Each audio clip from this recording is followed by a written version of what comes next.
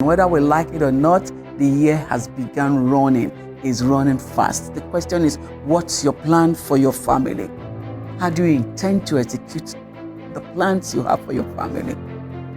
Well, one thing I want you to know and understand is that with all of the reforms going on, with all of the financial changes taking place in the nation, and I believe worldwide, wherever you are, one thing you can do is to make up your mind to work as a team with your family. You can't do solo performances. You must make sure you maximize the strength of every member of your family.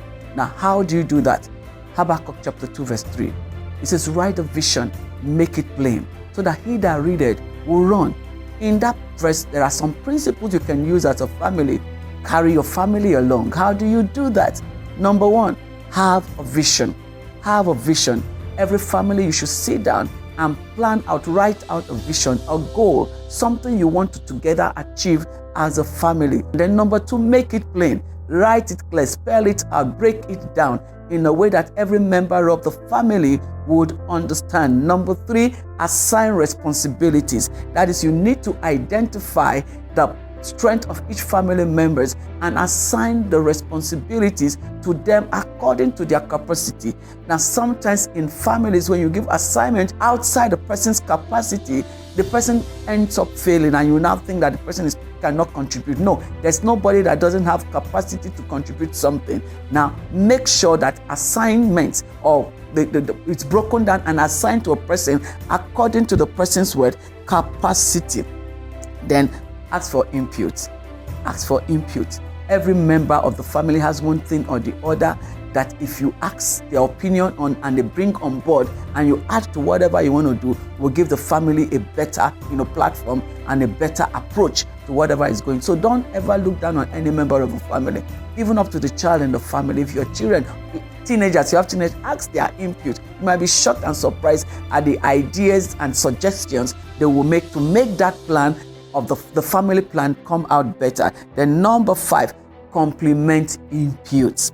Don't only complain, learn to compliment. Focus more on complimenting. Don't just sit down and look for faults in everything everybody is doing. Look for, the little they have done, learn to compliment. Try as much as possible not to condemn people's inputs. Learn to compliment a little more. And then number six, I want to stop here. Be honest and transparent. Be honest, sincere, and transparent with the family. Whatever you have all agreed to do, everybody should do it. I'm saying this, I'm believing at this point in time that in the family, there's always a leader. And in this case, on the average, the men are the leader. As fathers, as husbands, you should make sure you are taking the lead in pursuing this vision and goal, and be there as the leader to give each and every member of the family, the way to go about it. That's what makes you the head of the family. That's for the husbands, the men in the home. So please be transparent as possible. Every member of the family, be transparent.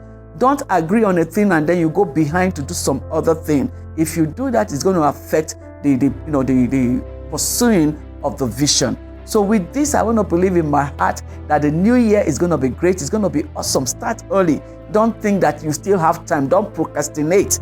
Just make sure you make the vision plain and make sure everybody is being carried along. And from time to time, periodically, appraise the vision. Look for the shortfalls. Look for the strength.